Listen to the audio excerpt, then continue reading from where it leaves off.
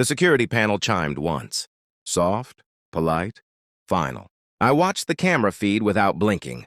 The woman at the gate kept her eyes down, hands folded like she was praying to the pavement. Dust clung to her shoes. Cheap fabric, hunger dressed as humility. Please, she said to the intercom. I can work. I'll do anything. Her voice hit a memory I'd buried alive. Behind me, the phone vibrated again. 71 missed calls. The number burned itself into the glass table like a rash. My daughter-in-law's voice still echoed from an hour earlier, sharp with command and laughter. If you want to join Thanksgiving, come wash the dishes. I'd replied with one word. Enjoy? I zoomed the camera. The woman looked up. Our eyes met through a lens, and 5 years of silence collapsed into a gasp. Her mouth opened, closed, opened again. It was her. The woman who once spat. You are pathetic, and climbed onto the back of a handsome biker like my life was. A joke she'd finished laughing at. Now she stood outside my gate, poor enough to beg, staring at the face she thought she'd erased.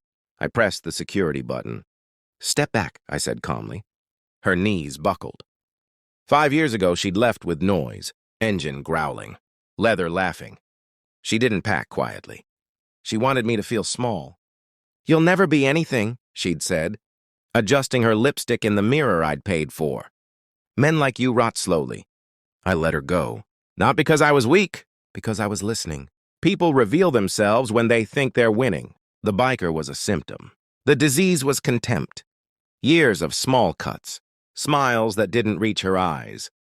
Accounts drained without explanation. Late nights explained by insults. I noticed patterns, gaps, lies that arrived early and left late. I never confronted her. That's the mistake people make, confusing rage for intelligence. When she disappeared, I did the opposite of chase. I audited. Emails, bank trails, names that repeated like stutters. I found the shell company in Zurich she didn't know existed. The one I'd quietly transferred ownership of years before. She thought she was taking half. I'd already moved the board. The biker vanished 6 months later. Arrested, drugs, debt. She called once. I didn't answer. That was the last time she heard my voice. Until today. The gate camera showed her shaking now. Inside, the villa was silent. Swiss light poured across marble floors like restraint. Every object had its place. I'd built this life the way I built myself. Precise, unromantic, unbreakable. I didn't become rich loudly. I became invisible. Investments matured. Companies folded into me like secrets. I learned the pleasure of watching numbers move without emotion. Power tastes best cold. My phone vibrated again. Photos had done the work for me. Someone had shared them. The villa. The lake, the car. Me. Older. Composed. Untouchable. 71 calls meant panic. Outside, she whispered my name like it was a spell. Please hire me, she begged. I didn't know it was you. I swear, I'll clean. I'll disappear. I remembered how she used to say disappear when she wanted something erased. I let the silence stretch. People confess when they're afraid of quiet. I made mistakes, she said. I paid for them. He ruined me. I have nothing. Nothing. The word scraped. I pressed another button. The gate opened halfway. Hope is the cruelest instrument. She stepped inside like a trespasser who knew the rules had changed. Up close, time had been unkind. Not cruel, just honest. Lines etched where arrogance used to live. Her eyes darted, cataloging value exits weakness. I met her in the foyer. She fell to her knees. I loved you, she cried. I was young. I was stupid. I handed her a thin folder. She looked at it, confused, opened it. Bank statements, names, dates. The shell company. My signature, years old. Her breath hitched. You knew, she whispered. I planned, I corrected. Tears streaked down her face, splashing onto the paper like punctuation. She reached for me. I stepped back. No, I said softly. You don't touch things you sold.